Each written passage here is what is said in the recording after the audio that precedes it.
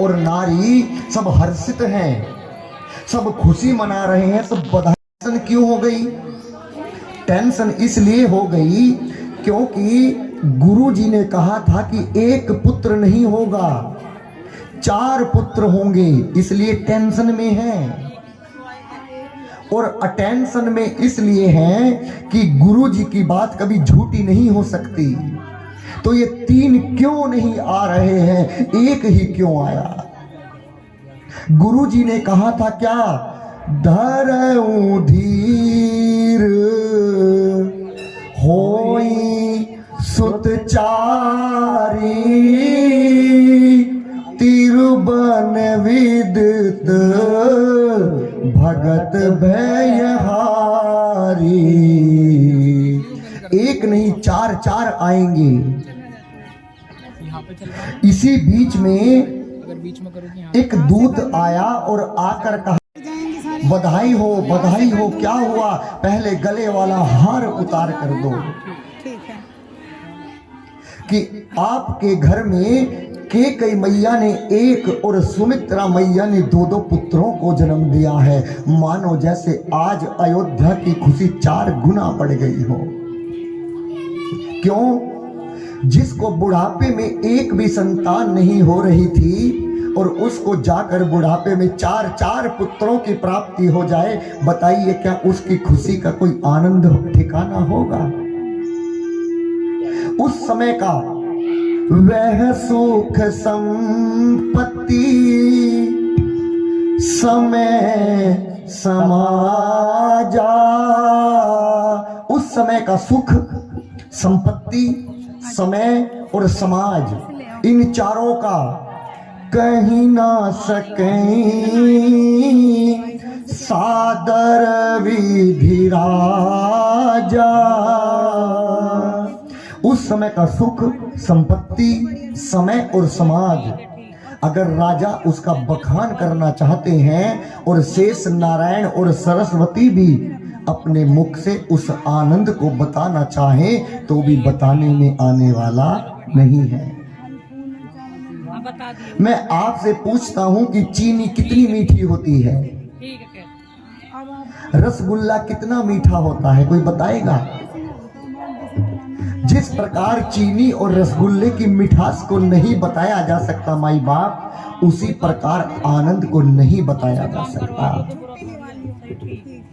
आनंद की केवल हम लोग अनुभूति कर सकते हैं, लेकिन आनंद की व्याख्या नहीं की जा सकती। और यदि कोई आनंद की व्याख्या करता है तो इसका मतलब उसे कुछ प्राप्त हुआ नहीं है, वो झूठ बोलता है। क्योंकि आनंद को प्राप्त करने के बाद हम लोग बताने लायक रहते ही नहीं। उस समय जब आनंद प्राप्त होता है तो उस समय ये होठ बंद हो जाते हैं और इंसान की आंखें बोलना शुरू कर देती हैं। कैसे? जब हमको इतना आनंद प्राप्त हो जाएगा तो हम बताने लायक नहीं रहेंगे, क्योंकि हमारे होठ बंद हो जाएंगे और ये आंखें बोलने लगती हैं। कैसे बोलती हैं महाराज? जुबां बंद होगी मगर बात होगी। उस समय आंखों से आंसू झरझर टपकने लगते हैं, तो समझ लेना कि हमें आनंद प्राप्त हुआ है। मैं आपको बताऊं, आज अयोध्या को धन प्राप्त हुआ है। कौन सा धन? ये वाला धन नहीं, राम रतन धन पायो जी मैंने, राम रतन धन पायो। आज अयोध्या को राम धन मिला है। मैं आपको बताऊं अभी कितने बजे हैं? 6:30 बजे हैं। कितनी अच्छी शाम हो रही है। यदि अचानक से 2 मिनट के बाद रात्रि हो जाए तो आपको कैसा लगेगा? अजीब सा लगेगा ना। मैं आपको बताऊं, जब भगवान ने जन्म लिया तो दिन में ही रात्रि हो गई। भगवान ने 11:30 बजे अभिजीत मुहूर्त में जन्म लिया था। जैसे ही भगवान ने जन्म लिया तुरंत रात्रि हो गई। क्यों हो गई? क्योंकि अयोध्या के लोगों ने सोचा कि यदि यज्ञ नारायण आकर दशरथ जी को प्रसाद ना देते तो आज ये खुशी का आनंद कहां से होता कि चलो सब पूरी अयोध्या के लोग मिलकर आज अपने घरों में यज्ञ करते हैं। और सबने यज्ञ प्रारंभ कर दिया और उस यज्ञ से जो धुआं निकला, उस धुएं ने एक इतनी मोटी परत बना ली कि पूरी अयोध्या में रात्रि हो गई। और रात्रि आई भी थी। कल आपने सुना था, सब देव चले महादेव चले, ले ले फूलों के हार रे। क्यों? आ गए राघव सांवरिया। जब सब देवता चले थे फूलों की माला लेके तो उनमें रात्रि भी थी। प्रभु ही मिलन आई जनु राती। भगवान से मिलने रात्रि आई थी, लेकिन रात्रि एक कोने में खड़ी होकर रो रही थी। भगवान ने रात्रि से पूछा कि रात्रि, मेरे जन्म पर सब उत्साह मना रहे हैं, सब नाच रहे हैं, बधाई गा रहे हैं, तुम रो क्यों रही हो? रात्रि ने कहा, प्रभु मैं अपने दुर्भाग्य पर रो रही हूं। कि क्यों? क्योंकि आपने जन्म दिन में लिया है और मैं तो केवल रात को निकलती हूं और मैं आपका दर्शन नहीं कर पाई, इसलिए मैं अपने दुर्भाग्य पर रो रही हूं। भगवान ने कहा कि रात्रि जाओ, मैं तुम्हें वचन देता हूं, इस त्रेता युग में मैंने दिन में जन्म लिया है, लेकिन मेरा जो अगला द्वापर में जन्म होगा वो मैं रात के 12 बजे लूंगा और मेरा जन्म सबसे पहले आप देख पाओगी रात्रि, मैं तुम्हें वचन देता हूं। और यही कारण था कि श्री कृष्ण भगवान ने द्वापर में रात्रि में जन्म लिया। अब यही हाल चंद्रमा जी का था। चंद्रमा पीछे पीछे दौड़े दौड़े आए, कहा कि नाथ मेरा भी रात्रि वाला हाल है। क्यों? क्योंकि मैं भी रात को निकलता हूं, मैंने भी आपका दर्शन नहीं किया। भगवान ने कहा जाओ, मैं तुम्हें भी वचन देता हूं चंद्रमा, जो रात्रि को वचन दिया है, मैं रात्रि में आऊंगा, तुम और रात्रि मेरा सबसे पहले दर्शन कर पाओगी। चंद्रमा ने कहा कि नाथ रात्रि तो एक युग के लिए इंतजार कर सकती है, लेकिन मैं चंद्रमा एक युग का इंतजार नहीं कर सकता। तो भगवान ने उसी दिन से अपना नाम रख लिया श्री रामचंद्र भगवान और चंद्रमा को अपने नाम के साथ में जोड़ लिया। देखिएगा, नाम तनिक सोच कर रखा जाए, ये टिंकू पिंकू सिंकू चिंकू ना रखे जाए। आज भगवान ने रात्रि को वचन दिया और चंद्रमा को अपने साथ में जोड़ा। चंद्रमा कहते हैं, आसरा इस जहां का मिले ना मिले मुझे, तेरा सहारा सदा चाहिए। आसरा इस जहां का मिले ना मिले मुझे, तेरा सहारा सदा चाहिए। चांद तारे पर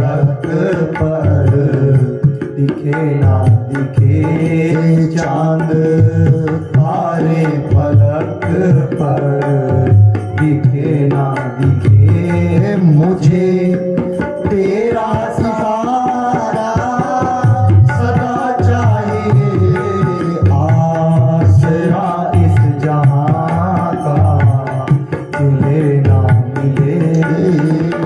जय हो।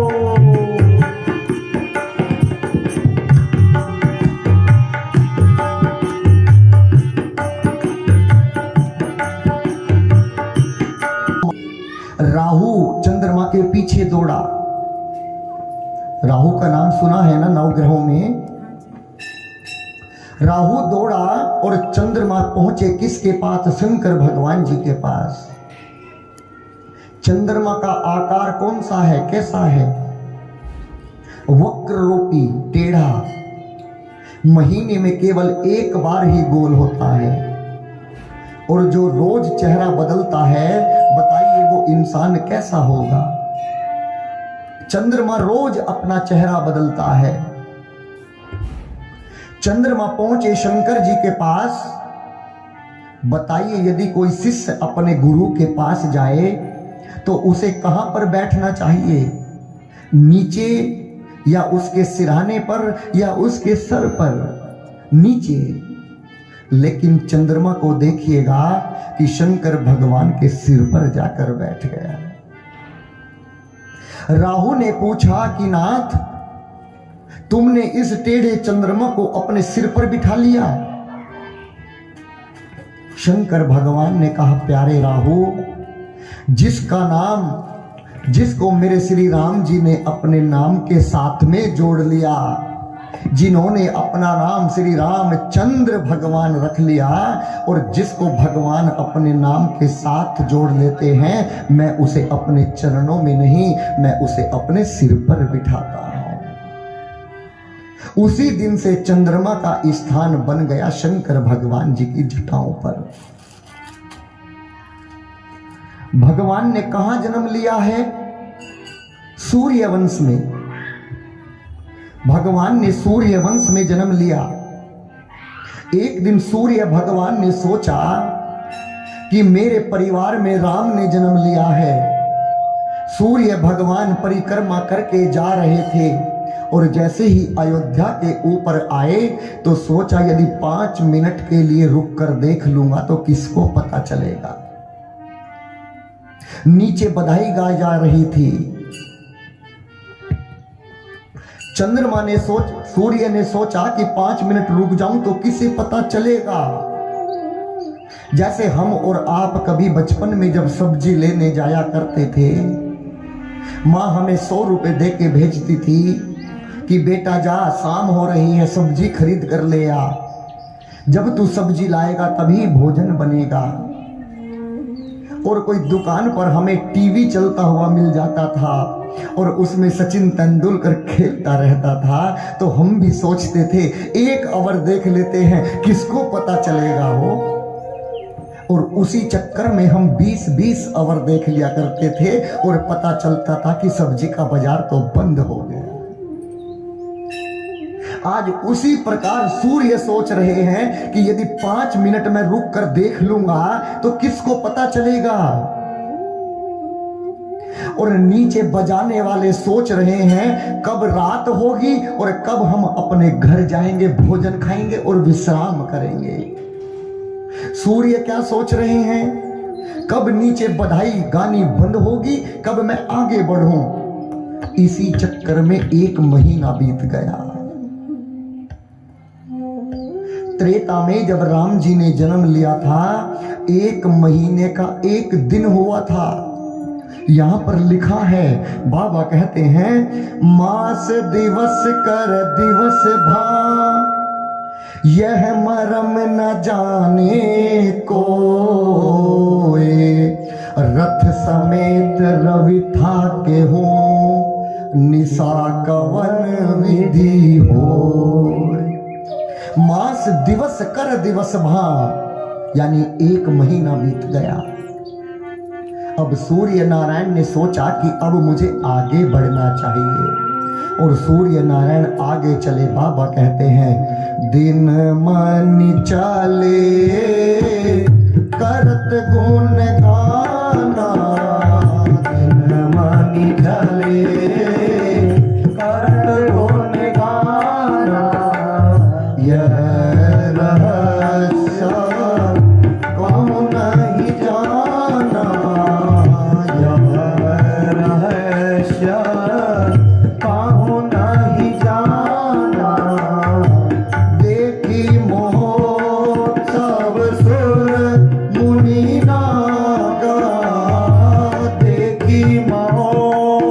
सब सुर मुनि नागा, चले भवन भर नत निज भागा, चले भवन भर नत निज भागा। सूर्य नारायण चल पड़े, सूर्य नारायण चल पड़े। अब जितने भी देवता भगवान को देखने आए थे वो सब लोग जाने लगे। कहां कहां से लोग आए थे?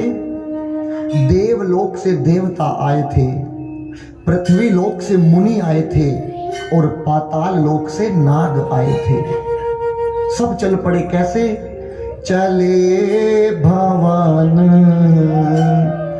बरनत निज भागा, चले भवन। सब देवी देवता अपने अपने स्थान चले गए। देखिएगा यहां पर हमें कथा एक सूत्र देती है, हमें अपनी प्रशंसा हर वक्त करनी चाहिए। हम लोग हर वक्त अपनी बुराई करते रहते हैं। हमारे गुरुजी कहते हैं यदि हम कह रहे हैं कि मैं अभागा हूं, मैं पापी हूं, मैं पापी हूं, और यदि एक बार आप कह दीजिएगा उससे और पापी जी क्या हाल है, तो लड़ाई हो जाएगी। आप कह रहे हैं कि हम पापी हैं और उसी समय तुम्हारी जीभ पर सरस्वती मां आकर बैठ गई तो आपको पूरा जीवन पाप में भोगना पड़ेगा। और यदि आप हर वक्त कहते हैं कि मैं बहुत भाग्यशाली हूं, मुझे भगवान ने बहुत दिया, आनंद हो रहा है, मुझे बच्चे दिए, मकान दिए, इतनी सुंदर सी प्रकृति दी और मुझे क्या चाहिए, और उसी समय तुम्हारी जीभ पर आकर सरस्वती बैठ गई तो तुम्हारा तो आनंद हो जाएगा, पूरा जीवन आनंद में बीतेगा। दो चीज बड़े भाग्य से मिलती हैं, मैंने आपको कल भी सुनाया था। बड़े भाग्य से ये मानुष तन पावा, बड़े भाग्य से ये मानुज तन पावा, सुर दुर्लभ सब ग्रंथ निगावा।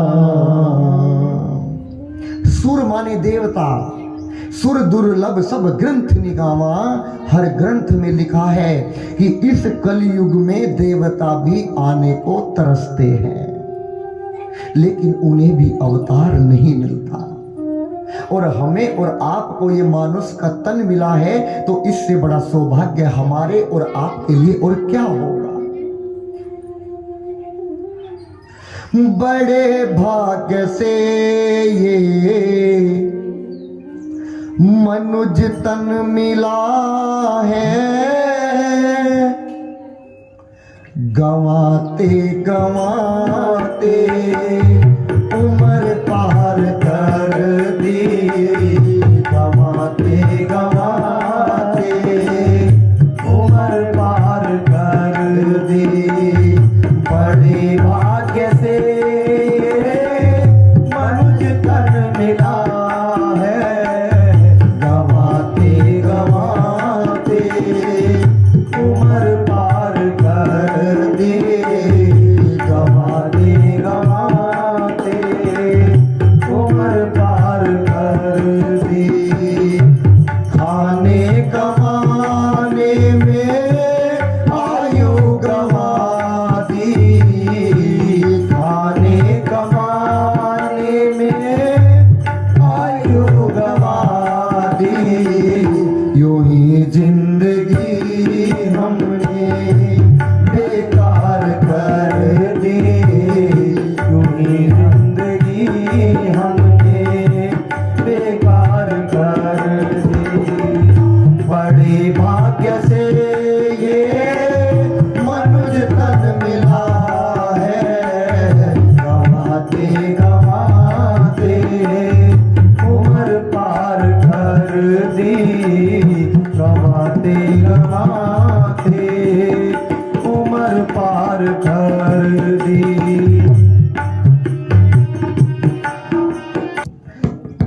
भाग्यशाली कौन है? शंकर भगवान कहते हैं पार्वती, जो अपनी परिस्थिति बदलने के बाद भी अपनी मन की स्थिति को ना बदलने दे, वो इंसान भाग्यशाली है। परिस्थिति चाहे कितनी भी बदल जाए, कितनी भी। अब शंकर भगवान कहते हैं पार्वती, अब मैंने तुम्हें सुनाया राम का जन्म कैसे हुआ, अब मैं तुम्हें एक ऐसी कथा सुनाता हूं, मैं अपनी चोरी की कथा सुनाता हूं। मां पार्वती कहती हैं कि बाबा आपने चोरी की? हाँ मैंने चोरी की। कौन सी चोरी? कि पार्वती मैं तुमसे बिना बताए भगवान के दर्शन करने अयोध्या में गया था, ये मैंने तुमसे चोरी की है। मां ने कहा आप किसके साथ गए थे? शंकर भगवान ने कहा देवी मैं काग भसुंडी को लेकर गया था। मां पार्वती ने कहा कि प्रभु काग भसुंडी तो कौवा है और आप तो पूरे जगत के नाथ है, फिर आपका और काग भसुंडी का क्या मेल? बाबा कहते हैं कि मेरे भी इष्ट प्रभु राम हैं, काग भसुंडी भी राम जी को पूजते हैं। हम दोनों इष्ट, हमारे दोनों के इष्ट प्रभु राम हैं, इसीलिए हम एक साथ गए। यात्रा देखिएगा, यात्रा सदा ऐसे व्यक्ति के साथ की जाए जिससे हमारा चित्त मिलता हो, चिंतन मिलता हो। आप बताइएगा यदि आप काशी मथुरा जा रही हैं और आपके पास में कोई बैठ जाए तो बताइए क्या उस यात्रा का आनंद आएगा? और यदि आप जय सीताराम करती जा रही हैं और आपके साथ एक ऐसी ही और भगतनी आकर बैठ जाए, ओम नमः शिवाय जय सीताराम, तो उस यात्रा का आनंद 100 गुना बढ़ जाएगा। इसीलिए शंकर भगवान कहते हैं कि हम दोनों के इष्ट प्रभु राम हैं, इसीलिए हम एक साथ गए। मां ने कहा कि आपने वहां पर जाकर क्या देखा? आप जब वहां पर गए तो आपको कैसा लगा? आप मुझे बताइए। यदि आप छत पर खड़ी हैं और आपके हाथ में एक गुब्बारा है बड़ा सा, बिना फूला, और आपने ऊपर से उसे छोड़ दिया, तो बताइए वो कहां गिरेगा? वहीं गिरेगा ना, केंद्र में। और यदि उसी गुब्बारे में आप हवा भर दें और फिर वहीं से छोड़ें, तो क्या बता सकते हैं कि वो कहां गिरेगा? नहीं बता सकते ना। वो उड़ता हुआ पता नहीं कहां कहां जाएगा और कहां टिक जाएगा। उसी प्रकार शंकर भगवान कहते हैं देवी, जब हम अयोध्या में गए तो हम उस खाली गुब्बारे की तरह थे, वहीं पर जाकर पड़े, और जैसे ही हमने भगवान का दर्शन किया तो हम परमानंद परम सुख फूले, उस गुब्बारे की तरह फूल गए और हवा में उड़ते रहे। हमें कुछ नहीं पता हम कहां पर जाकर पड़े। शंकर भगवान ने पार्वती मां से कहा, परमानंद प्रेम सुख फूले, विथिन फिरहि मगन मन भूले। पता नहीं हम कहां कहां उड़ते फिरे, और भगवान सरयू नदी के किनारे पर जाकर बैठ गए। और सरयू नदी के किनारे पर जाकर एक ऑफिस खोला भगवान ने, उसका नाम रखा गया भविष्य पूछो चैम्बर। और शंकर भगवान ने अपना नाम रख लिया शंकर शर्मा, और उनका एक चेला बन गया जिसका नाम था काग भसुंडी। और पूरी सरयू नदी के तट पर ये अनाउंस करा दिया कि एक पंडित जी आए हैं और उनका सबका भाग्य बताते हैं, कोई दक्षिणा नहीं लेते, फ्री में बताते हैं। अरे फ्री का तो लोग फिनाइल पी लेते हैं, ये तो पतरा देखने की बात है, बस फ्री का मिल जाए। चाहे फिनाइल क्यों ना हो। भगवान की इतनी ख्याति बढ़ने लगी कि लाइन लगने लगी। अब भगवान के पास जो भी आता, शंकर भगवान उसके हाथ को, माथे को देखकर बताते, तुम्हारा ये नाम है, ये पिता का नाम है, तुम इतने भाई हो। 5 दिन बीत गए। 6ठे दिन एक दासी मां कौशल्या से बोली कि हमारी सरयू नदी के किनारे पर एक पंडित जी आए हैं और इतना अच्छा भाग्य देखते हैं कि मस्तक की रेखा देखकर बता देते हैं कि तू कौन है, तुम कहो तो बुला कर लाऊं। मां ने कहा जल्दी जाओ और पंडित जी को बुला कर लाओ। क्यों? मुझे भी अपने बेटे का भविष्य पूछना है। और वो दासी गई, जाकर लाइन को तोड़कर सबसे आगे चली गई। काग भसुंडी जी ने कहा कि यहां पर सुबह से लाइन लगी है, तुम लाइन तोड़कर आगे क्यों आई? उस दासी ने कहा कि हे मैं अपना भविष्य पूछने नहीं आई हूं, मुझे तो दरबार से कौशल्या जी ने भेजा है, वो अपने पुत्र का भविष्य दिखाना चाहते हैं और पंडित शर्मा को अपने घर बुलाया है। शंकर भगवान ने सोचा कि काग भसुंडी जल्दी पतरा पोथी बंद कर, क्यों? हमारा भविष्य खुल गया।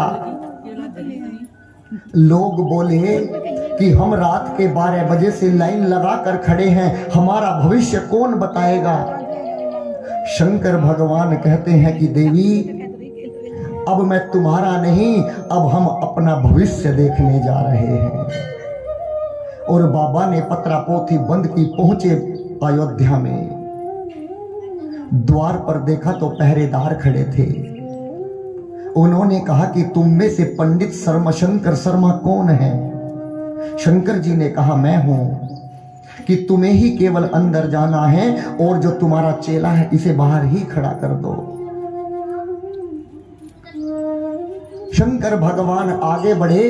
काग भसुंडी जी ने शंकर जी की धोती पकड़ ली, बोले कि अब तक तुम्हारे चैम्बर में रहा और आज भगवान का दर्शन करने का अवसर मिल रहा है तो मुझे बाहर छोड़कर जा रहे हो। शंकर जी ने कहा कि चेले, मैं अंदर जाकर कोई गणित लगाता हूं, तुझे भी बुलाता हूं। और शंकर भगवान जाकर बैठे। मां ने कहा कि मेरे बेटे का भविष्य बताओ। शंकर भगवान ने कहा कि मैं नहीं बता सकता। क्यों? क्योंकि मैं तो अनपढ़ हूं, मेरा हथियार बाहर ही रह गया। कौन? काग भसुंडी मेरा चेला, वो पतरा बाचत है और मैं फिर फल बतावत हूं। मां ने कहा इनके चेले को जल्दी बुला कर लाओ। काग भसुंडी जी भी अंदर आ गए। आप उस दृश्य की कल्पना कीजिए मेरी मां, जब कौशल्या मां ने शंकर भगवान के इन हाथों में मेरे राघव जी को दिया। घुंघराले घुंघराले से काले काले बाल, मोटी मोटी कमल की पंखड़ियों के समान उनके नेत्र, बारीक बारीक से होठ, सांवला रंग मेरे राघव जी का। जैसे ही राम जी गोदी में आए, काग भसुंडी जी ने कहा कि मैं कैसे दर्शन करूं, मेरे हाथ में भी तो दो। शंकर जी ने कहा कि तुम अपना गणित लगाओ। कि बाबा मैं ऐसा गणित लगाऊंगा फिर कहेंगे ये क्या हो गया, कि लगाओ। काग भसुंडी जी ने कौशल्या मां से कहा, मां मेरे गुरुजी तो केवल हाथ की रेखा देखते हैं और मैं तो पैर की भी रेखा देखता हूं, यदि तुम कहो तो देखूं। हाँ जल्दी देखो, मेरे बेटे की पैर की रेखा को भी देखो। आज काग भसुंडी जी ने भगवान का एक हाथ अपने सिर पर रख लिया और दोनों राघव जी के चरणों को अपने मस्तक से लगा लिया। शंकर भगवान बोले कि चेले तू तो मुझसे भी आगे निकल गया, चरणों को तो मैंने भी स्पर्श नहीं किया।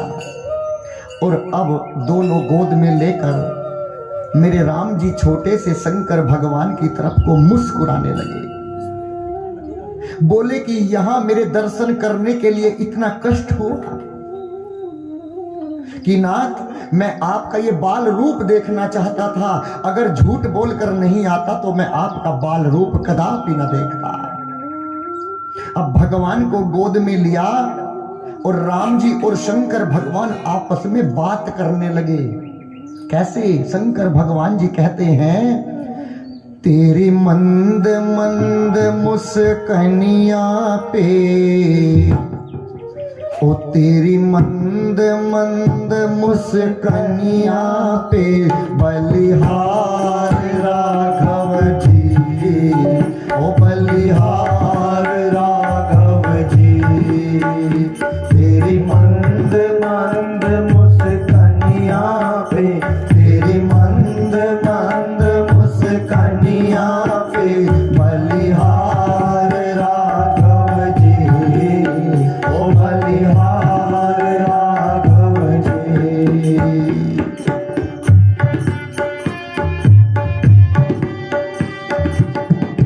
राघव जी, ओ बलिहार राघव जी। तेरी मंद मंद मुस्कनिया पे, तेरी मंद मंद मुस्कनिया पे बलिहार राघव जी, ओ बलिहार राघव जी। इस जुगल जोड़ी पर जाऊं मैं बलिहार राघव जी, ओ बलिहार राघव जी। शंकर भगवान ने कहा कि मां, मैंने तुम्हारे बेटे का भविष्य देख लिया। जब तक तुम्हारा बेटा किसी ऋषि के साथ में वन में नहीं जाएंगे, जब तक तुम्हारे घर में दुल्हन आने वाली नहीं है। ये भविष्य बताकर भगवान कैलाश पर्वत चले गए। मां ने पूछा, पार्वती मां ने कहा कि प्रभु और आपने क्या देखा? शंकर भगवान ने कहा, पार्वती मैंने देखा कि जो भी कुछ मांगने आया दशरथ जी ने सर्वस्व लुटा दिया। जिसने जो मांगा वो दिया। मन संतों से सब ही के, जहां तहां दे ही असीस। सकल तन चिरजीव हूं तुलसीदास के ईश। जो मांगा सो दिया। अब कुछ दिन इसी तरह बीते। बाबा कहते हैं, कछुक दिवस बीते ये ही भांति, कछुक दिवस बीते ये ही भांति। जात न जानिया दिन और राति, जात न जानिया अनुराति। मां पार्वती ने कहा कि और आपने क्या देखा? बाबा ने कहा कि जो आता गया भगवान दशरथ जी लुटाते गए। अब कुछ ही दिवस इसी प्रकार बीते। अब भगवान के नामकरण संस्कार का नंबर आया। नामकरण संस्कार होता है ना, लेकिन आजकल नामकरण संस्कार के लिए पंडित जी को नहीं बुलाते, बाबा दादी से नाम नहीं पूछते। आजकल तो बच्चा पेट में ही रहता है तभी नाम हो जाता है करण संस्कार। कि बेटा होगा तो ये नाम रखेंगे, बेटी होगी तो ये नाम रखेंगे। पहले घर में पंडित जी को बुलाते थे, आंगन में तिरपाल बिछाते थे, बाबा दादी पोतो पोती का नाम रखते थे। लेकिन आजकल तो नाम मौसी रखती है। बाबा दादी से ये हक छीन लिया है। अब जैसे ही नामकरण का नंबर आया, दशरथ जी ने गुरु वशिष्ठ जी से कहा, धरिए नाम जो मुनि गुनी राखा। आपने जो मेरे बच्चों का नाम सोच रखा है गुरुजी, अब आप उन्हें रखिएगा। जैसे ही भगवान को आज गोद में लिया, गुरु वशिष्ठ जी रोने लगे। राम जी ने आंखों ही आंखों में पूछा कि गुरु जी, आप तो पूरे जगत के गुरु हैं, आपका नाम गुरु वशिष्ठ है, लेकिन आज आप रो क्यों रहे हैं? गुरु वशिष्ठ जी ने कहा कि मैं इसलिए रो रहा हूं राम, तुम तो पूरे जगत के पिता हो,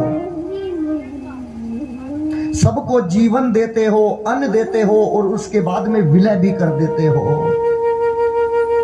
जो पूरी सृष्टि को नाम देता है, जिसने मेरा भी नाम दिया, गुरु वशिष्ठ रखा, कर तो गया था वो, तूने बंद कर दी। और जिसने मेरा भी नाम रखा गुरु वशिष्ठ, आज मुझे उसी का नाम रखने का अवसर प्राप्त हो रहा है, इसीलिए मैं रो रहा हूं। और गुरु वशिष्ठ जी ने कहा कि हे दशरथ जी, आपके जो ये बड़े पुत्र हैं, ये आनंद के समुद्र हैं। जितना जल समुद्र में भरा हुआ है, उतना ही आनंद तुम्हारे इस बेटे में भरा हुआ है। ये सबको जन्म देंगे, सबका को पालेंगे और बाद में सबका विलय कर देंगे। ये सब में रमण करेंगे, इसीलिए आपके इस बेटे का नाम राम होगा। और जैसे ही राम नाम रखा तो दशरथ जी दौड़े और दौड़कर राम जी को अपने सीने से लगा लिए, बोले राम राम राम। अब दूसरे पुत्र का नंबर आया। कौशल्या मां भरत जी को लेकर बैठी थी। भरत जी को गुरु जी की गोद में दिया। गुरु जी ने कहा कि ये प्रेम से पूरे संसार को भरेंगे, इनसे ज्यादा प्रेम करने वाला अपने भाई को इस संसार में और दूसरा नहीं होगा। ये अपने भाई से सबसे अधिक प्रेम करेंगे, इसीलिए आज से इनका नाम भरत होगा। और जैसे ही भरत रखा, दशरथ जी फिर दौड़े, राम जी को एक गोद में लिया और भरत जी को दूसरे हाथ में दबा लिया, बोले मेरा भरत मेरा भरत। अब नंबर था लक्ष्मण जी का, लेकिन शत्रुघ्न पहले आ गए। शत्रुघ्न जी को जैसे गोद में लिया, गुरु वशिष्ठ जी कहते हैं कि ये इस रामचरित्र मानस का मौन पात्र होंगे, ये शांत रहेंगे, मौन रहेंगे और इनका नाम लेने से सब शत्रु अपने आप समाप्त हो जाएंगे। कौन से शत्रु? बाहर वाले नहीं, अंदर जो बैठे हैं शत्रु, काम क्रोध मद मोह मत्सर, ये बिल्कुल मौन होंगे, इसीलिए आज से इनका नाम शत्रुघ्न होगा। अब बताइए, राम जी दोनों, दशरथ जी ने दोनों गोद में अपने बच्चों को लिया है, तीसरे बच्चे को कहां लेंगे? लेकिन भूल गए, फिर दौड़ पड़े, लाओ मेरे शत्रुघ्न को लाओ, और तीसरे पुत्र को भी अपनी गोद में लिया। जब मां कौशल्या ने उठकर राम को अपनी गोद में लिया, अब चौथे पुत्र लक्ष्मण जी का नंबर आया और लक्ष्मण जी को गोद में लेकर बोले, लक्षण धाम राम प्रिय, सकल जगत आधार, गुरु वशिष्ठ तेहि राखा, लक्ष्मण नाम उदार। कहा कि ये कोई साधारण तुम्हारे पुत्र नहीं है, ये इन्होंने पूरी धरती को अपने शीश पर धारण किया हुआ है और ये अपने भाई से बहुत प्रेम करेंगे। और यही नहीं कि ये राम से प्रेम करेंगे, राम जी इनको भी प्रेम करेंगे। अब आप कहेंगे ये प्रेम करेंगे, राम जी प्रेम करेंगे, बात तो बराबर है। बात बराबर नहीं है। आप बताइए, नरेंद्र मोदी जी को कौन कौन जानते हैं? सब जानते हैं ना। लेकिन आप में से नरेंद्र मोदी प्रधानमंत्री जी किसको जानते हैं? बताइए, हाथ उठाइए। किसके पास है उनका मोबाइल नंबर? उसी प्रकार हम अपने देश के प्रधानमंत्री जी को जानते हैं, कोई बड़ी बात नहीं है, लेकिन प्रधानमंत्री जी किसको जानते हैं वो बड़ी बात है। उसी प्रकार लक्ष्मण जी इनको प्रेम करेंगे, लेकिन राम जी इनको प्रेम करेंगे, इसीलिए इनका नाम आज से लक्ष्मण होगा। और जैसे लक्ष्मण नाम रखा, दशरथ जी फिर दौड़ पड़े। चारों पुत्रों को देखकर आज दशरथ जी समझ नहीं पा रहे हैं, मैं क्या करूं, समझ नहीं पा रहे हैं। और कहा कि ये चारों वेदों के सार तत्व होंगे, ये मुनियों के धन होंगे, और ये तुम्हारे चारों पुत्र भक्तों के सर्वस्व होंगे। कैसे? त्वमेव माता च पिता त्वमेव, त्वमेव बंधु च सखा त्वमेव। ये चारों पुत्र सब कुछ होंगे, और ये दो दो की जोड़ी में रहेंगे। कैसे? जो सांवले राम हैं वो गोरे लक्ष्मण जी के साथ रहेंगे, और जो सांवले भरत हैं वो गोरे शत्रुघ्न जी के साथ में रहेंगे। ये दो दो की जोड़ी में रहेंगे।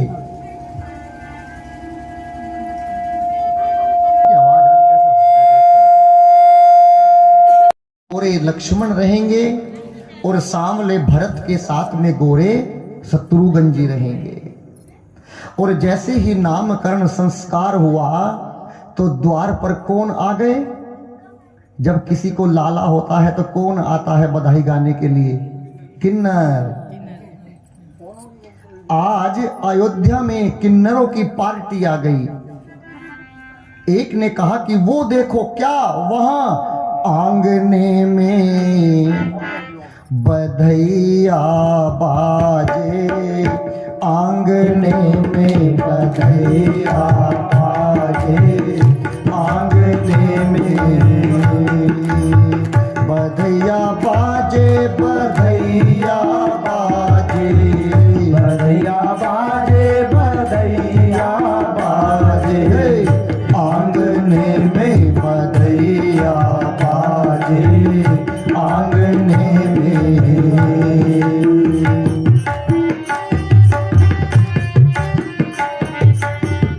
चंद्रमुखी मृग नैनी अवध के, चंद्रमुखी मृग नैनी अवध के, चंद्रमुखी मृग नैनी अवध के, चंद्रमुखी मृग नैनी अवध के, मृग नैनी अवध के, मृग नैनी अवध के, मृग नैनी अवध के, मृग नैनी अवध के, चंद्रमुखी मृग नैनी अवध के, चंद्रमुखी मृग नैनी अवध के। तोरण तान,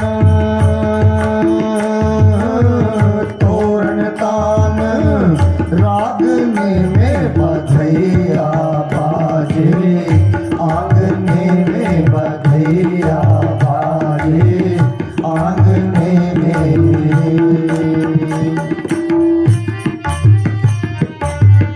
गाई जा रही थी, दूसरे द्वार से दूसरी पार्टी आ गई।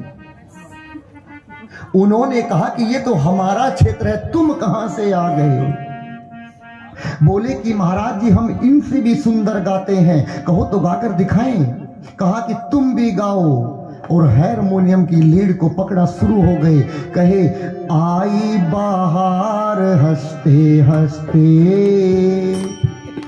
आई बाहर हंसते हंसते, आया सांवला सरकार हंसते हंसते, आई बाहर हंसते हंसते, आया सांवला सरकार हंसते हंसते, आई बाहर हंसते हंसते, आया सांवला सरकार हंसते हंसते। परम अनूप आया, तिरुवन का भूप आया,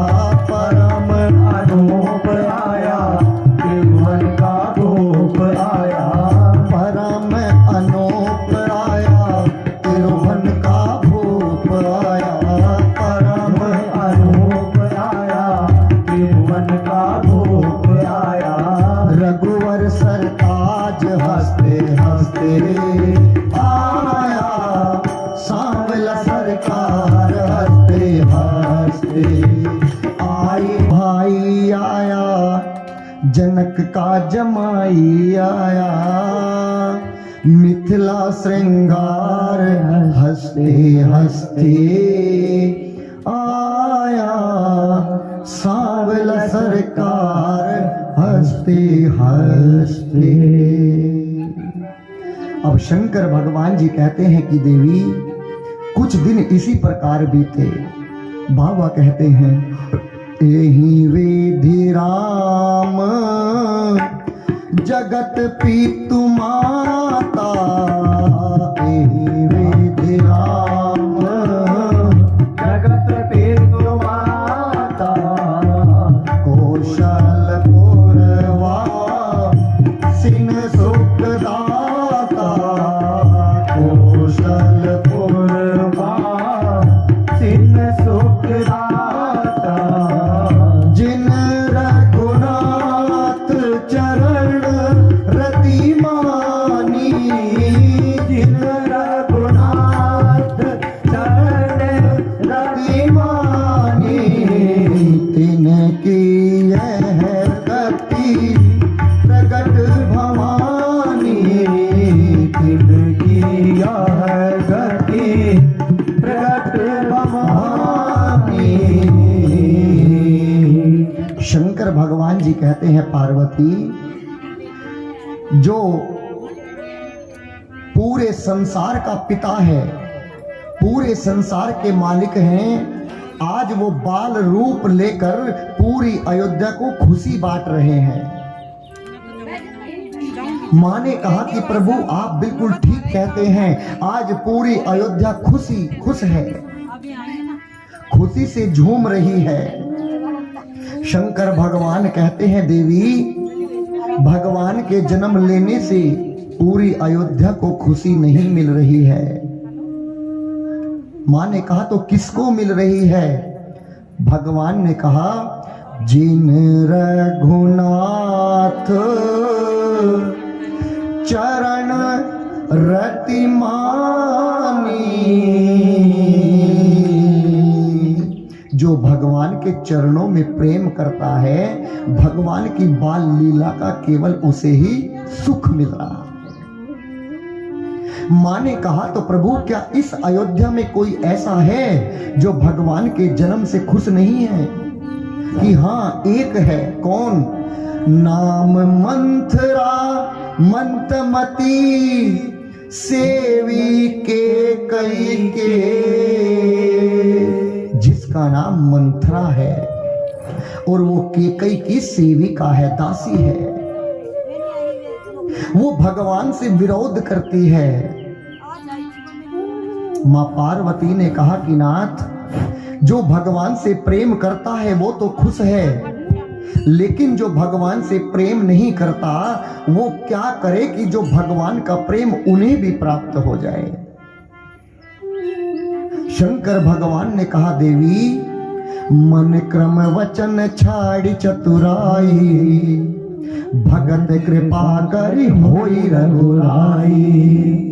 जो मन से कर्म से वचन से चतुराई को छोड़कर जब तक भगवान के पास नहीं जाएगा, जब तक उसे भगवान की प्राप्ति होने वाली नहीं है। शरीर बैठा है इस कथा रूपी पांडाल में और बार बार मिस कॉल देखनी पड़ रही है। ये चतुराई नहीं है तो क्या है? शरीर बैठा है पांडाल में, बार बार रसोई का चूल्हा याद आ रहा है, कब महाराज जी छोड़ेंगे, कब दूध पिएंगे जाकर। ये चतुराई नहीं है तो क्या है? आपने एक चौपाई सुनी होगी सुंदर कांड में, श्री राम जी अपने मुख से कहते हैं क्या? निर्मल मन जन सो मोहि पावा, मोह कपट छल छिद्र न भावा। नवरात्रों में दुर्गा की पूजा करे जाओ, कितनी भी करो, कितनी भी जोत जलाओ, लेकिन यदि मन में थोड़ा सा भी छल है कोई फायदा नहीं, कोई फल मिलने वाला नहीं है। अब भगवान ने मैंने एक दिन एक अखबार में एक कटिंग में पढ़ा था, उसमें लिखा था कि दिल से बैर को समाप्त करो यारो, जहां बैर होता है वहां मेरा सांवरा नहीं आया करता। इस दिल से बैर को समाप्त करना पड़ता है। बच्चे केवल उतना ही इकट्ठा करते हैं जितनी उन्हें आवश्यकता होती है, और हम लोग इतना इकट्ठा करते हैं कि ये सोचते हैं कि 7 जन्म तक भी बच्चे भूखे ना रहें। अरे जो 7 में जाएगा उसे तो जोड़ ही नहीं रहे हो, और जो 7 में नहीं जाने वाला उसे जोड़ने में लगे हो। पूत कपूत तो क्यों धन संचय, और पूत सपूत तो क्यों धन संचय।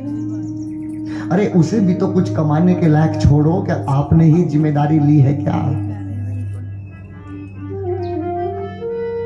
उसे भी उस लायक बनाओ। हीरा सोना जब तक नहीं तपता, जब तक रंग नहीं देता, उसे तपने दो, उसे अपने बच्चों को तपाओ। एक बच्चे की मां अचानक से बीमार पड़ी, हॉस्पिटल में एडमिट कराया, आईसीयू में भर्ती थी। एक व्यक्ति पहुंचे और कहा कि बेटा यदि भगवान आ जाए आज तुम्हारे सामने तो तुम भगवान से क्या मांगोगे? आप बताओ क्या मांगोगे? मां ठीक हो जाए ना, यही तो मांगोगे। लेकिन यही हम में और बच्चों में अंतर है। उस बच्चे ने कहा कि मैं मांगूंगा कि किसी के बच्चे के सामने उसकी मां बीमार ना पड़े। हम लोग केवल हर वक्त अपनी सोचते हैं, दूसरों की नहीं सोचते, केवल अपनी सोचते हैं। इसीलिए बच्चों को कहा गया है बच्चे मन के सच्चे।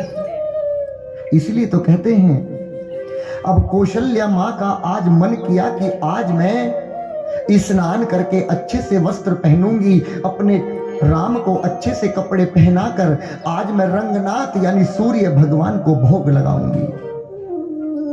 और जैसे भोग लेकर आई तो एक नियम है कि पट द्वार बंद कर देते हैं और भगवान को भोग लगाते हैं।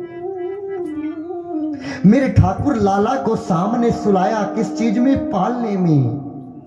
और जाकर मंदिर में भोग की थाली रख दी और पट बंद कर लिए। तो मां क्या देखती है कि मैं जिसको बाहर सुलाकर आई हूं, अंदर मंदिर में बैठकर वो ही भोग लगा रहा था। मां फिर बाहर दौड़ी, जाकर देखा तो पालने में भी राम जी लेटे थे। फिर मन उचलित हुआ, फिर दौड़ी मंदिर में, जाकर देखा तो मेरे ठाकुर भोग लगा रहे थे। मां की बुद्धि भ्रमित हो गई। मां कहती है, इहां उहां दो बालक देखा, मति भ्रम मोह किया ना विशाला। कि जो बाहर है वो अंदर भी है, और जो अंदर है वो बाहर भी है। भगवान बड़े हो गए, भगवान ने अपना रूप दिखाया। भगवान ने कहा, मां जब तक मैं नहीं आया था, जब तक तू इन पत्थर की मूर्ति को भोग लगाती थी, कोई बात नहीं मां, आज तो तेरे सामने स्वयं नारायण बैठा है। अरे चकाचक थाली सजाकर मेरे सामने रख दिया कर, तेरा ठाकुर भोग लगा लेगा मां। आज भगवान ने मां को दूसरी बार दर्शन दिए। पहली बार कब दिए थे? भय प्रगट कृपाला दीन दयाला कौशल्या हितकारी। आज फिर दर्शन दिए। मां डर गई। भगवान ने कहा कि तू जिसे अपना बेटा समझती है मां, वो पूरे जगत का पिता है। भगवान छोटे से हो गए, देखा कि मां तो डर गई। मां ने कहा कि बेटा पहले मुझे वचन दे कि आज के बाद तेरी माया मुझे कदापि नहीं डराएगी। भगवान ने कहा, मां मैं वचन देता हूं, आज के बाद मैं तुम्हें कभी नहीं डराऊंगा। लेकिन तू भी मुझे वचन दे मां कि ये मेरा गुप्त रूप तू किसी को नहीं बताएगी, क्योंकि तेरा राम गुप्त रूप लेके जन्म लिया है। और यही कारण था कि राम जी के वनवास के कारण माँ को कुछ नहीं हुआ, क्योंकि माँ को पता था कि मेरा बेटा केवल राम नहीं है, इस जगत का पालनहार है, विष्णु भगवान है, सियापति राम है। दशरथ जी को कुछ नहीं पता था, इसलिए उनको गति प्रदान मिली। यही कारण था। आज जैसे ही भगवान छोटे से बने तो चूड़ाकरण संस्कार का नंबर आया, बाल काटे जाते हैं। कोई गंगा के तट पर कटवाता है, कोई घर पर कटवाता है। चारों भाइयों को लाइन में बिठाया और चूड़ाकरण संस्कार कराया। लेकिन आजकल चूड़ाकरण संस्कार नहीं, आजकल तो मुर्गा कट रखवाते हैं बच्चे। मैंने एक से ऐसे ही कथा में पूछा कि भैया ये कौन सा कटिंग है? बोला ये महाराज जी मुर्गा कट है। और पिता भी खुश हो रहे हैं कि मेरे बेटे ने मुर्गा कट कराया है। एक राजस्थान में एक बकरा पाया जाता है जिस जाति का नाम है बोक। उसको यहाँ पर दाढ़ी होती है, देखी होगी, पूरे मुंह की दाढ़ी साफ, मूंछ साफ, और उस बकरे की मूंछ की तरह यहाँ पर रख लेते हैं। किसी को देखा है कि नहीं देखा?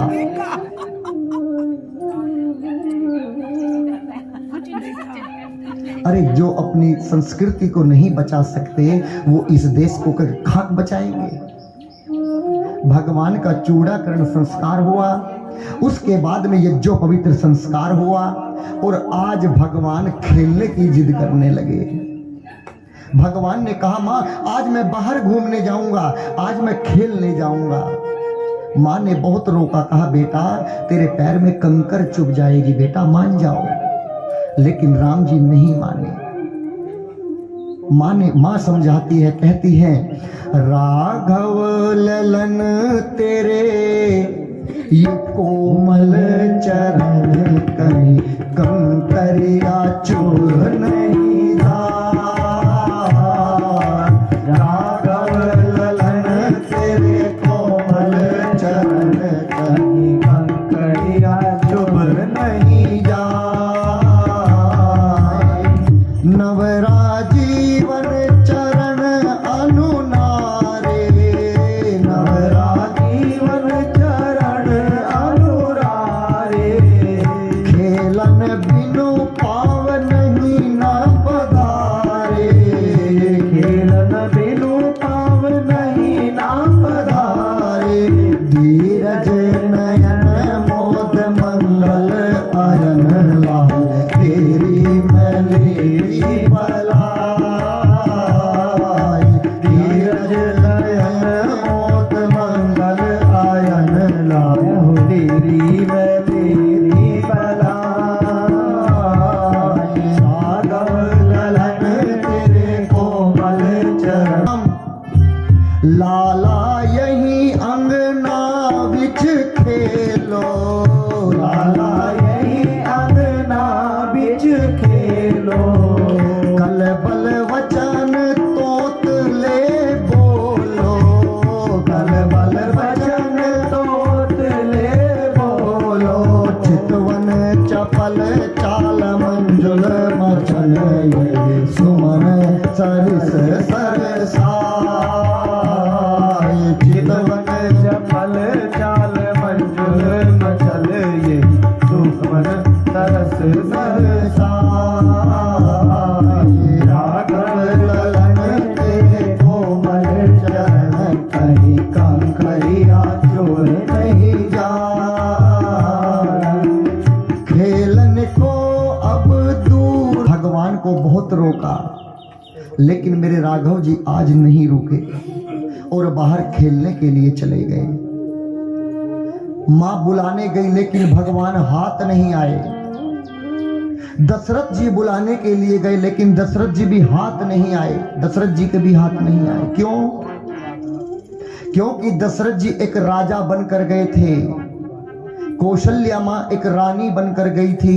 भगवान कहते हैं कि मैं राजा और रानी के पकड़ में नहीं आता। यदि तुम मेरे मां और पिता बनकर मुझे पकड़ने आते तो मैं अवश्य पकड़ने में आता।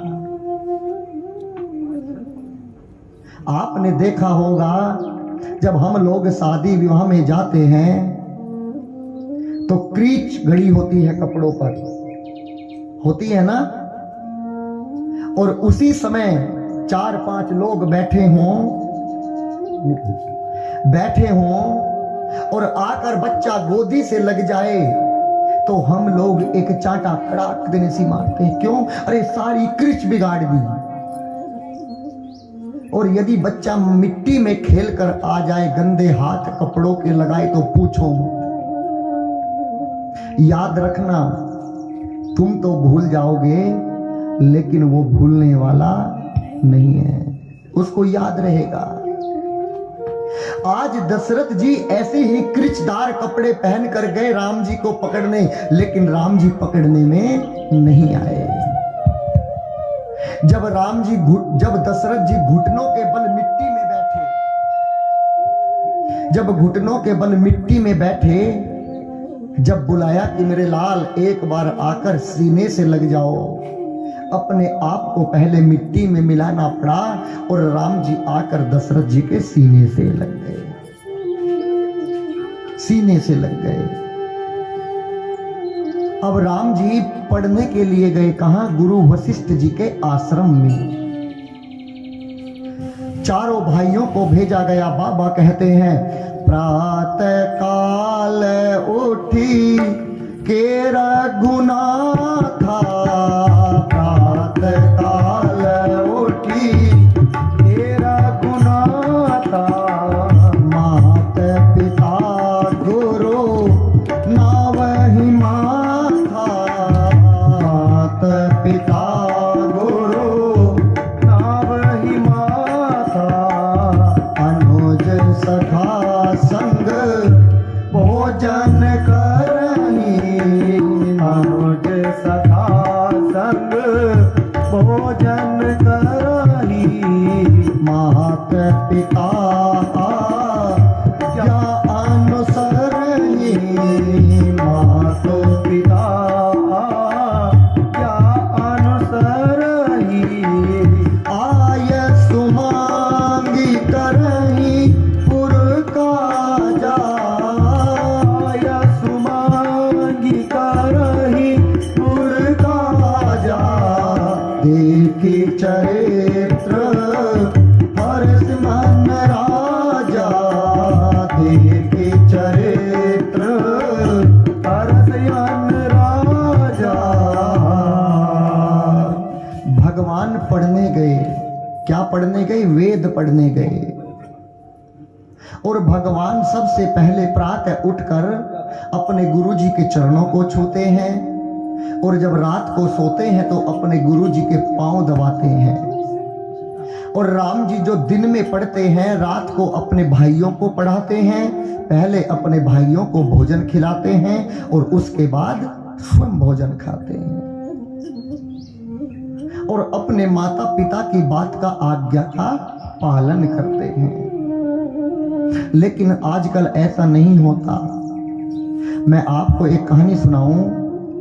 हम और गुरुजी एक बार मध्य प्रदेश में इटारसी पड़ता है, हम लोग वहां पर जा रहे थे। कोई 17-18 माले पर एक मकान था। मैं और गुरुजी लिफ्ट में बैठे और हमारे साथ में एक और आदमी आया और अपने बेटे को लाकर उसी लिफ्ट में खड़े हो गए। अब सौभाग्यवश कारण हम दोनों को उसी बिल्डिंग पे जाना था। उन्होंने अपने बेटे से कहा कि बेटा पैर खाबो, महाराज जी के पैर खाबो। उस बेटे ने कहा नहीं खाबो। उसने फिर कहा बेटा पैर खाबो, नहीं खाबो। वो बंगाल के थे। बंगाल में खाबो कहते हैं पैर छूने को। अब उसने एक चांटा लगाया, कहा कि पैर खाबो। कहा पिताजी कितना भी मार लो नहीं खाबो। जैसे ही बाहर निकले, वो उधर को चला, हम इधर को चले। गुरुजी ने कहा कि बेटा इसे बुलाकर लाओ। मैं उसको और उसके बेटे को बुलाकर लाया। गुरुजी ने कहा कि आपने ये जानने की कोशिश नहीं की कि तुम्हारे बेटे ने पैर क्यों नहीं खाबो। कि गुरुजी बताइए क्यों नहीं खाओ, इसने आपके पैरों को क्यों नहीं छुआ। कहा कि तुम इसके कौन लगते हो। कहा कि मैं इसका बाप हूं। यदि बाप होकर तुमने मेरे पैरों को नहीं खाओ तो बेटा तो तुम्हारा ये क्यों खा लेगा। तुम अपने बेटे से मत कहना कि पैर छुओ, उसके सामने तुम ही छू लो, फिर तुम्हें कहना भी नहीं पड़ेगा, तुम्हारा बेटा अपने आप छू लेगा। ये क्या है? ये संस्कार है। ये बच्चा खुद नहीं सीखता, ये बच्चों को सिखाने पड़ते हैं। आजकल अगर बेटा कितनी भी जरूरी पढ़ाई पर लगा है, कितनी भी इंपोर्टेंट पढ़ाई पढ़ रहा है, यदि घर में कोई संत या पंडित या कोई श्रेष्ठ लोग आ जाएं तो उसे उस पढ़ाई से खड़ा करो और कहो कि जाओ पहले पैर छू कर आओ। अगर हम अपने बच्चों में ऐसा संस्कार डालेंगे तो ही ऐसा हो। देते थे, अब तो वो भी खत्म हो गया। अब घुटनों पे आया, घुटनों भी खत्म हो गए, अब तो सीधा पेट पर आ गया। पेट भी खत्म दूर से ही। बताइए क्या संस्कार है? बच्चों में संस्कार डालिएगा। पैर छूने का, पैर छूने का तो छोड़ो, माँ रसोई में खाना बनाती है, बेटा कहता है यार एक पराठा और ला दो मम्मा। बताइए क्या मैं गलत कह रहा हूं क्या? आप समझ सकती हो यार किसे कहा जाता है। और माँ भी गदगद हो जाती है, बेटा अभी लाई। फिर माँ क्यों नहीं कहती कि यार अभी लेकर आई। जब बेटा यार कहे तो एक चांटा तो लगा सकते हो ना कि मैं तेरी यार नहीं तेरी मां हूं। लेकिन हमारी संस्कृति किस ओर जा रही है इस बात पर हम भी गौर नहीं कर रहे। बच्चे कहां से करेंगे? मोम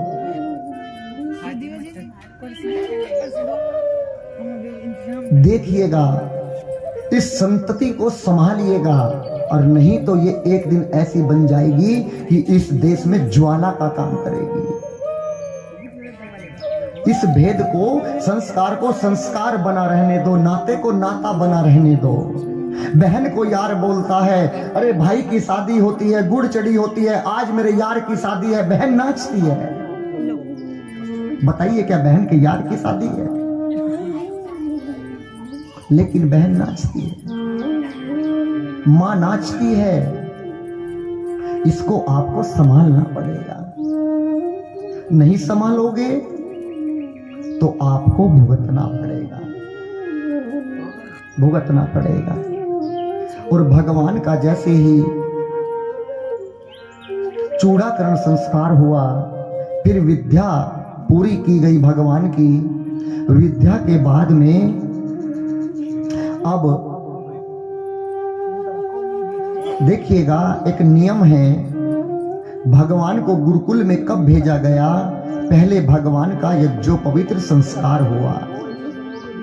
ये हमारे पुराण कहते हैं कि जो जनेऊ नहीं पहनता, जिसका यज्ञोपवीत संस्कार नहीं होता, उसे वेद पढ़ने का या कोई पुराण पढ़ने का अधिकार नहीं होता।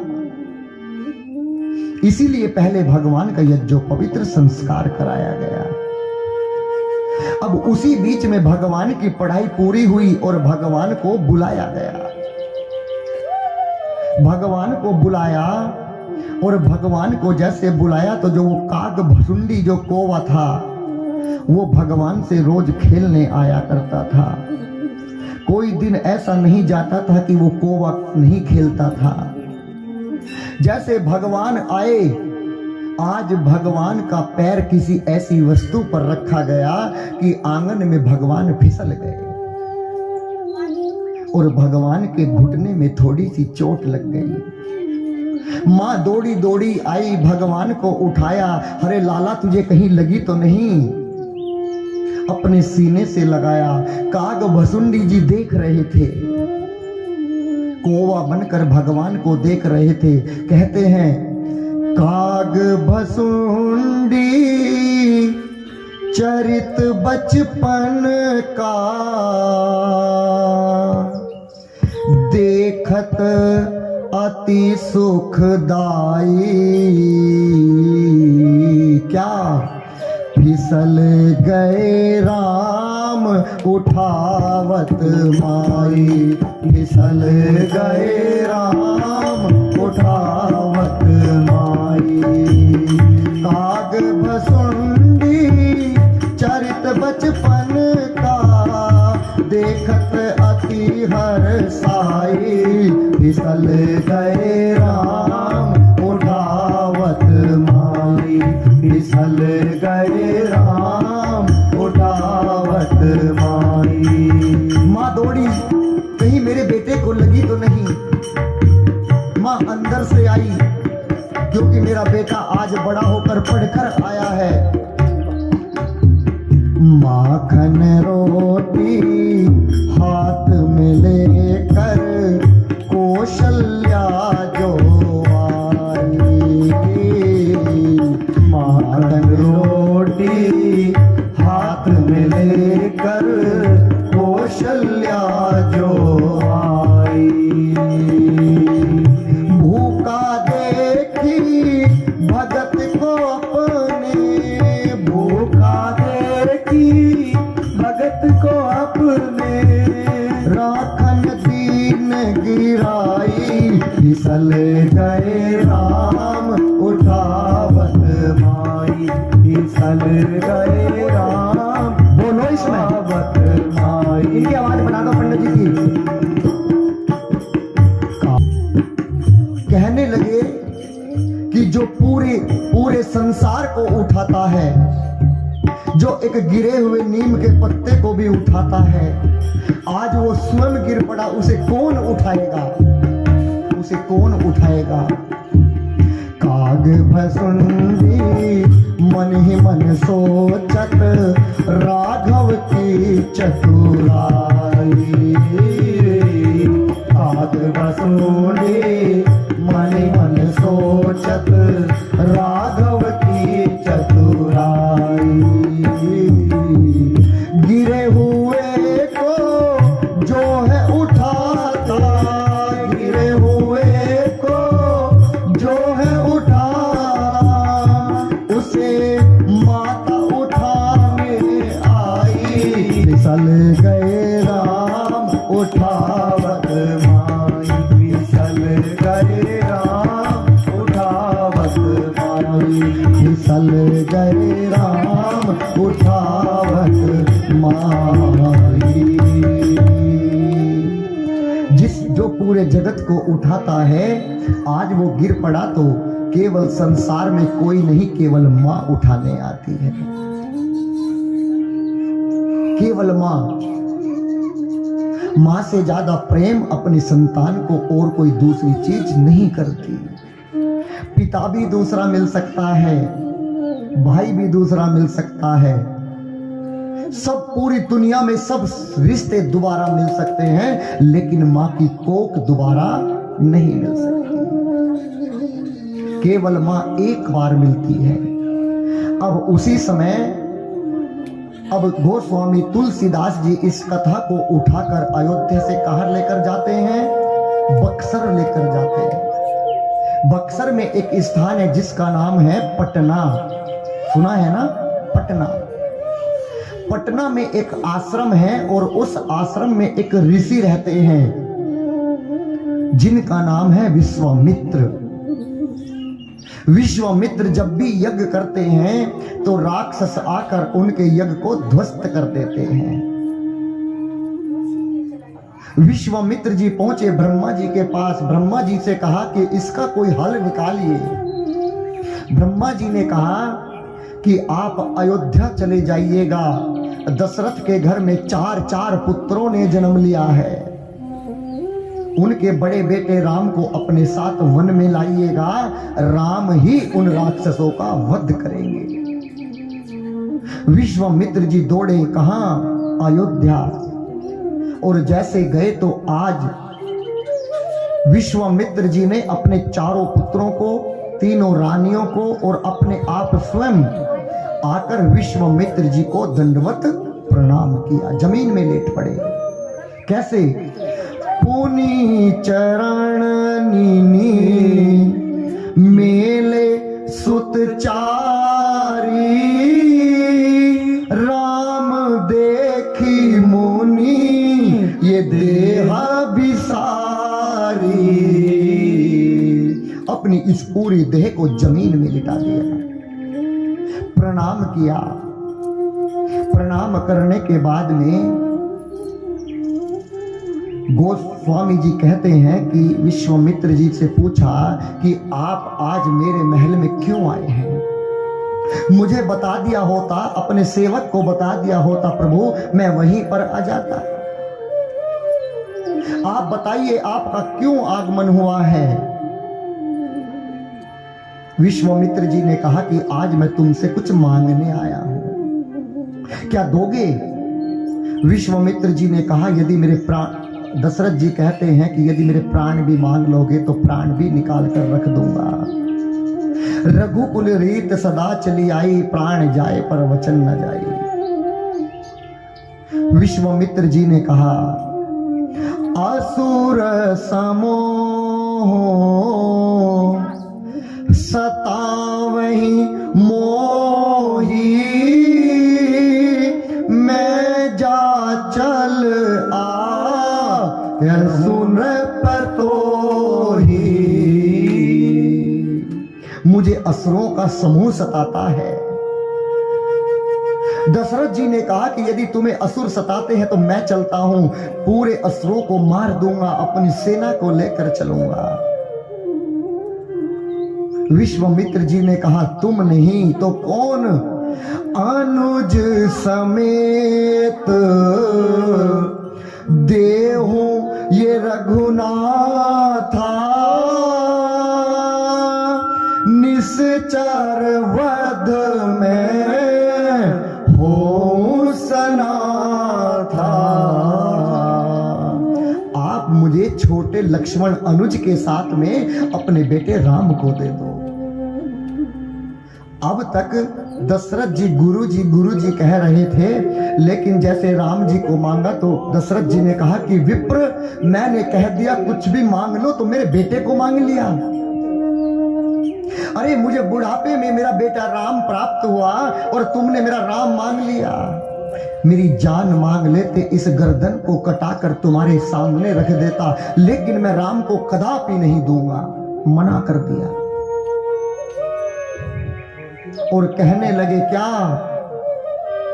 राघव को मैं न दूंगा, राघव को मैं न दूंगा, मुनिनाथ मरते मरते, मुनिनाथ मरते मरते मेरे प्राण ना रहेंगे, मेरे प्राण ना रहेंगे। यह दान करते करते, यह दान करते करते राघव को मैं न दूंगा, राघव को मैं न दूंगा। जय हो। जल के बिना कदाचित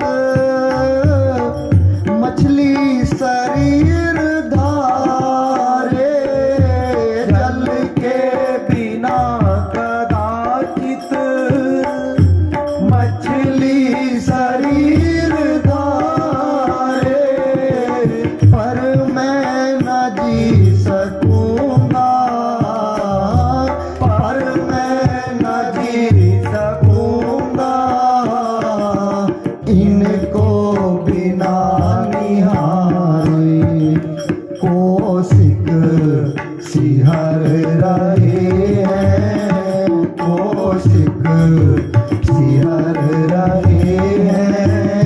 मेरे अंग डरते डरते, मेरे अंग डरते डरते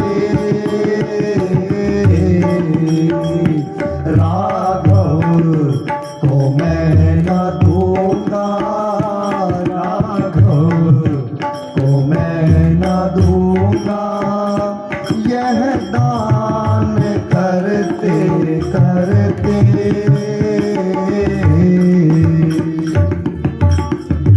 दशरथ जी ने कहा, लड़के हैं राम लक्ष्मण, कैसे करे लड़ाई। लड़के हैं राम लक्ष्मण, कैसे करे लड़ाई। गिरधर प्रभु को देते, बनता नहीं गोसाई।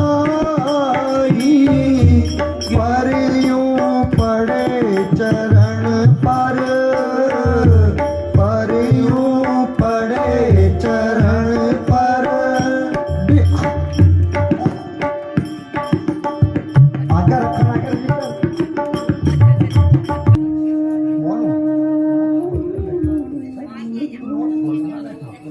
क्यों ना बैठा, मैं तो कहीं भी चुप हूं। और राघव को देने के लिए दशरथ जी ने मना कर दिया, कहा कि कुछ भी हो जाए अपने बेटे को नहीं दूंगा। तभी विश्वामित्र जी ने गुरु वशिष्ठ जी को बुलाया और कहा कि गुरु वशिष्ठ जी आप ही दशरथ जी को समझाइएगा।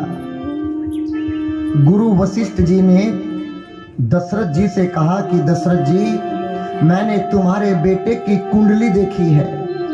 जब तक तुम्हारा बेटा किसी ऋषि के साथ में वन में नहीं जाएगा, जब तक तुम्हारे घर में दुल्हन आने वाली नहीं है। अब लालच किसे बुरा लगता है। जैसे ही दुल्हन का नाम लिया, कहा अति आदर दो तनय बुलाए, अति आदर दो तनय बुलाए। हृदय लाए बहु भांति सिखाए, मेरे प्राणनाथ सुख दो, मेरे प्राणनाथ सुख दो। तुम मोन पिता आन नहीं को।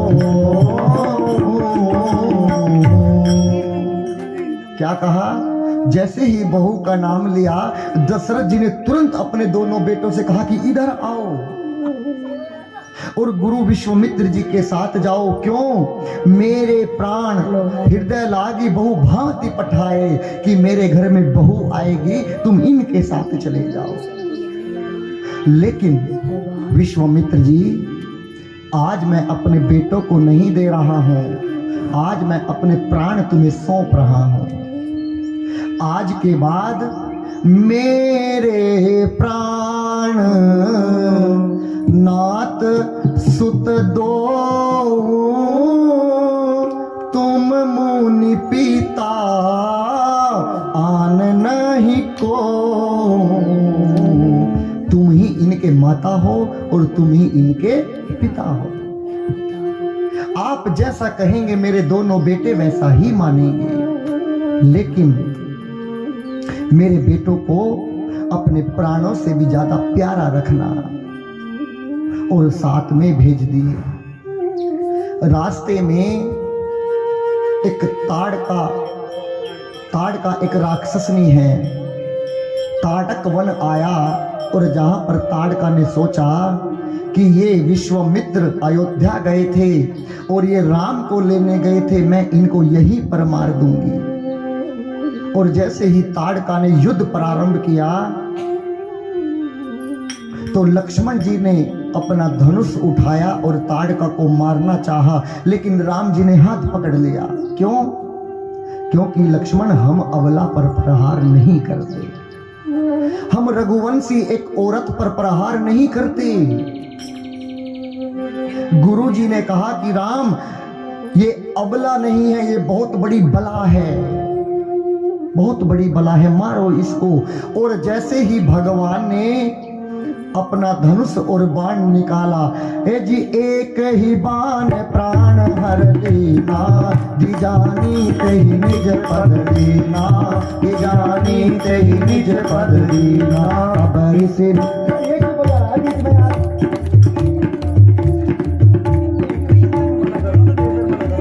सारी लैब खराब करा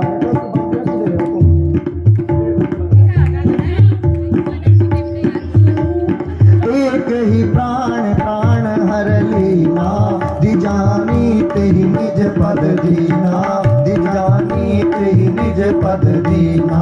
तब ऋषि निज नाथ ही जिननी, विद्यावान कवे त्यादीनी, जाते लाग न चापि साचा, अतुलित बल तनु तेज प्रतापा, आयुध सर संप्रति के, प्रभु तज आश्रम आनी, कंद मूल फल भोजन, दीन भक्त हित जान, सियापति राम जय जय राम, सियापति राम जय जय राम, अवधपति राम जय जय राम, मेरे प्रभु राम जय जय राम, करो कल्याण जय जय राम, सियापति राम जय जय जय राम। बेटा तू मंजीरा मत बजाया कर, साउंड बिगड़ जाता है। और भगवान ने एक ही बाण में ताड़का का वध कर दिया। जैसे ही ताड़का का वध किया, अब भगवान को विश्वामित्र जी अपने आश्रम में लेकर गए। भगवान को पढ़ना किसने सिखाया था? गुरु वशिष्ठ जी ने। और आयुध करना किसने सिखाया था? विश्वामित्र जी ने। अब उन्हें युद्ध करना सिखाया, बाण चलाने सिखाए, कलाएं सिखाई, और उन्हें दो विद्या प्राप्त की। कौन सी विद्या? बला और अति बला। अब आप कहेंगे ये बला अति बला कौन सी विद्या है? विश्वामित्र जी ने दो विद्या दी, बला और अति बला। कहा कि इनको लेने के बाद तुम वन में रहोगे, ना तुम्हें भूख लगेगी ना तुम्हें प्यास लगेगी। और भगवान अब आश्रम में गए और प्रातः हुई और विश्वामित्र जी से कहा कि गुरुजी अब आप अपना यज्ञ प्रारंभ कीजिएगा, जो राक्षस आएंगे मैं उनको सबको मार दूंगा। जैसे ही विश्वामित्र जी ने यज्ञ प्रारंभ किया तो एक राक्षस आया जिसका नाम था सुबाहु। सुबाहु राक्षस आया, विध्वंस करना चाहता था। राम जी ने अपना धनुष बाण निकाला और चलाया, सुबाहु को वहीं पर मृत्यु दान दे दिया, सुबाहु को मारा। अब एक राक्षस और था जिसका नाम था मारीच, जो रावण का मामा था। भगवान ने सोचा कि यदि मारीच को मार दिया तो फिर कल हिरण बनकर कौन आएगा, सीता का हरण कौन कराएगा, इसलिए मारीच को जिंदा छोड़ देता हूं। और अपने बाण में से फर को अलग निकाल लिया। फर कहते हैं जो बाण में आगे चोंच सी बनी होती है, उसे फर बोलते हैं। उस फर को निकाला और बिना फर का बाण मारीच को मारा। मारीच 100 योजन दूर जाकर समुद्र के पार पड़ा। कितने योजन? 100 योजन। एक योजन में कितने किलोमीटर होते हैं बताइए? एक योजन में मेरी मां 12 किलोमीटर होते हैं। 100 योजन में 1200 किलोमीटर। श्री राम जी ने 1200 किलोमीटर ऐसा बाण मारा कि मारीच 1200 किलोमीटर दूर जाकर पड़ा। 100 योजन। यहां पर गोस्वामी तुलसीदास जी प्रमाणित करते हैं, कहते हैं बीनो फरु बाण राम ते ही मारा, सत जो जन गा सागर पारा। सत माने 100, सत माने 100 और मारीच को 100 योजन दूर भेज दिया। भगवान वहां पर बैठे रहे। भगवान ने जितने भी राक्षस थे, जो भी उस ताटक वन में घूमते थे, सब राक्षसों का वध किया। और जैसे ही राक्षसों का वध किया, अब भगवान आराम से वहां पर विश्राम कर रहे हैं और लक्ष्मण भैया भी विश्राम कर रहे हैं। और आज की कथा को हम यहाँ पर विश्राम कर रहे हैं। एक दिन मैं आपको बताऊं, जब केवट भैया का प्रसंग आएगा छठे दिन, तो मैंने एक दिन राम जी को विश्राम नहीं कराया और केवट भैया के पास खड़े छोड़ दिए। तो अक्सर हमारी गुरु जी की रात को कोई 11 या 12 बजे के आसपास बात होती रहती है। तो उन्होंने कहा कि बेटा, आज ठाकुर को कहां पर विश्राम कराया। मैंने कहा गुरु जी से झूठ भी नहीं बोलना चाहिए। मैंने कहा गुरु जी, आज तो मैंने भगवान को केवट के पास छोड़ दिया। गुरु जी ने मुझे इतना डांटा कि आंखों से आंसू आ गए। क्यों? अरे तूने आज मेरे राघव को किनारे पर खड़ा छोड़ दिया। मेरे भगवान आज पूरी रात खड़े रहेंगे।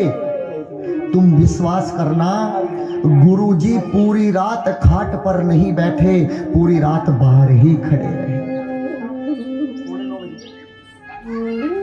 जब मैंने देखा कि गुरु जी भी खड़े हैं, तो मैंने भी पूरी रात ऐसे काटी। क्यों? क्योंकि आज राम जी माँ सीता और लक्ष्मण भैया को लेकर पूरी रात किनारे पर रहेंगे।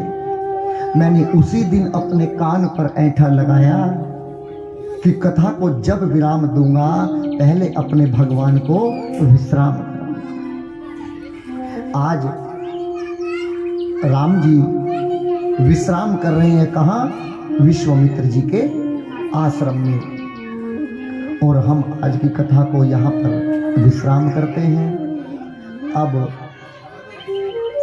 आगे की सूचना हमारे आचार्य जी देंगे।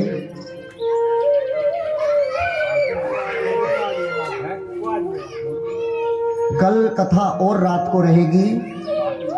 परसों से, कल 29 तारीख है ना?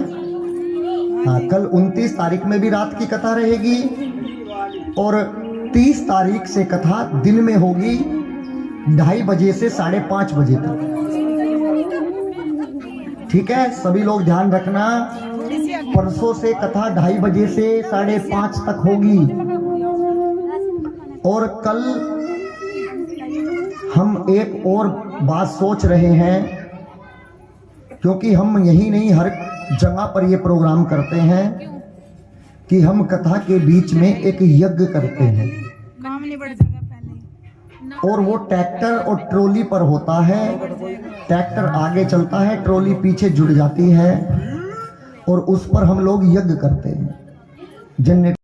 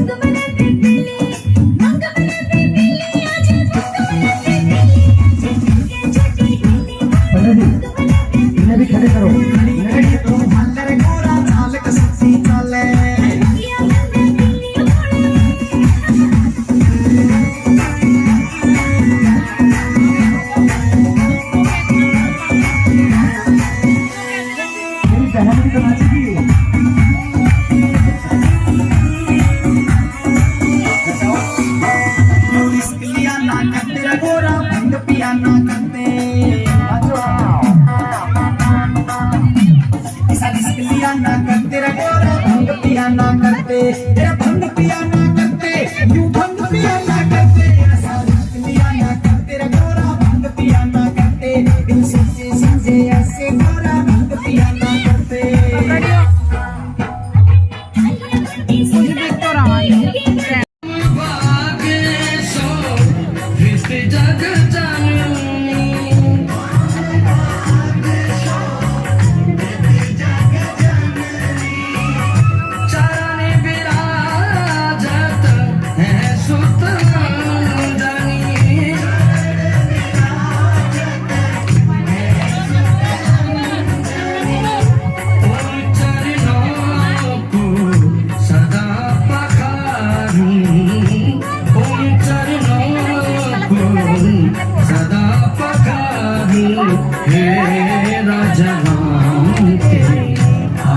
आरती उतारूं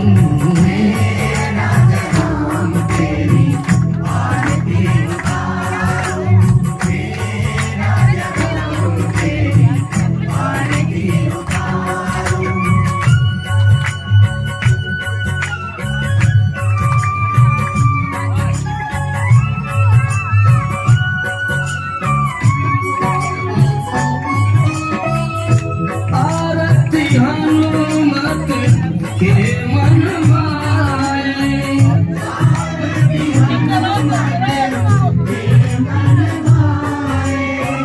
राम कथा नित शिव जी गाए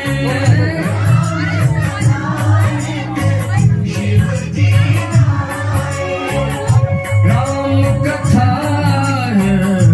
है मैं उतारूं राम कथा है मैं उतारूं तेरा जनाम तेरी आरती उतारूं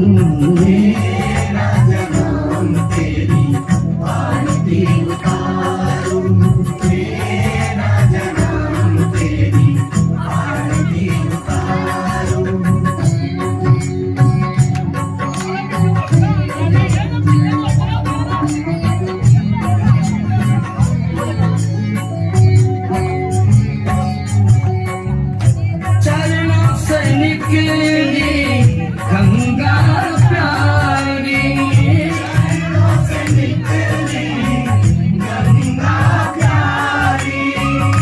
बंधन करती दुनिया सारी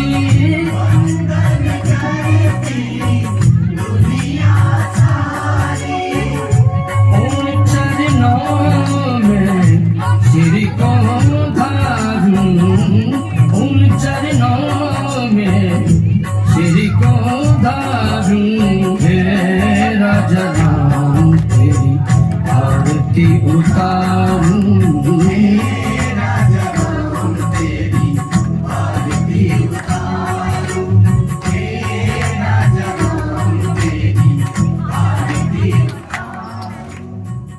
आरती उतारूं प्यारी तुमको मनाऊं आरती उतारूं प्यारी तुमको मनाऊं आवाज बिहारी तेरी आरती उतारूं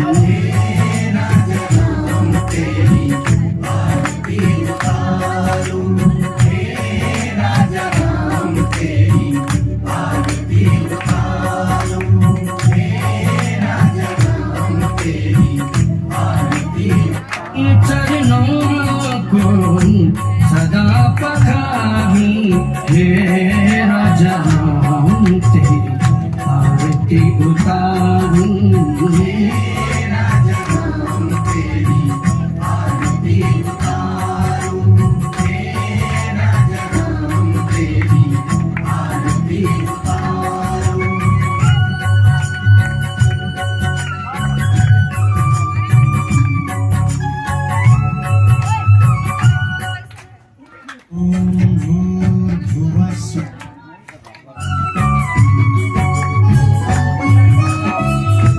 आरती हनुमत के मन भाए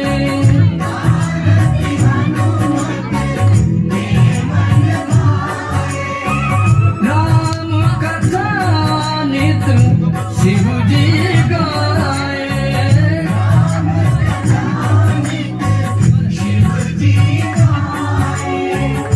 राम कथा है मैं उतारूं राम कथा है मैं उतारूं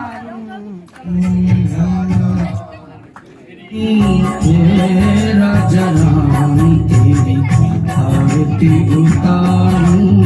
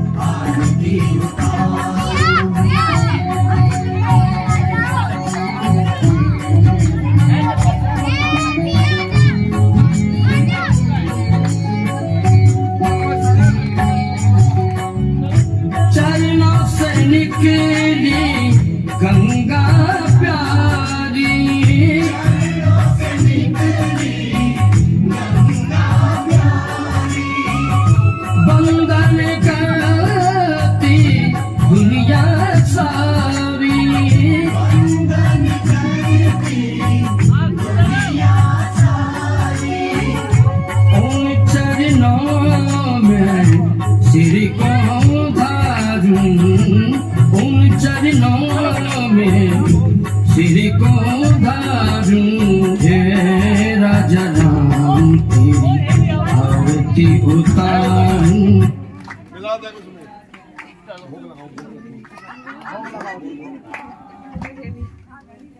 आज के जो मुख्य यजमान जी है भगवान को भोग लगाए। ओम अन्नपूर्णे सदा पूर्णे शंकर प्राण वल्लभे ज्ञान वैराग्य सिद्धर्थम भिक्षाम देहि च पार्वती। बोलिए अन्नपूर्णा मैया की जय।